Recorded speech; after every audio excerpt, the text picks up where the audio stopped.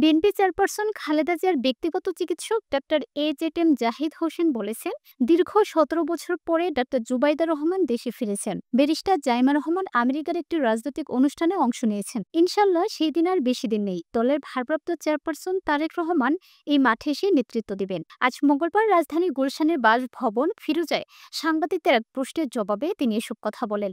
তিনি আরও বলেন, ব্রিটেন থেকে যে নেতৃত্ব তিনি দিচ্ছেন, অর্থাৎ শুধু বিএনপি নয়, গণতন্ত্র প্রতিষ্ঠার নেতৃত্বে দিতে অল্প কিছুদিনের মধ্যে তিনি চলে আসবেন। সাংবাদিকদের প্রশ্নের জবাবে ডাক্তার জুবাইদা রহমানকে নিয়ে ডাক্তার জাহিদ বলেন, খালেদা জিয়ার সঙ্গে তিনি দেশে এসেছেন, এতদিন দেশে আসতে দেওয়া হয়নি। সময় বলে দিবে তিনি কতদিন থাকবেন।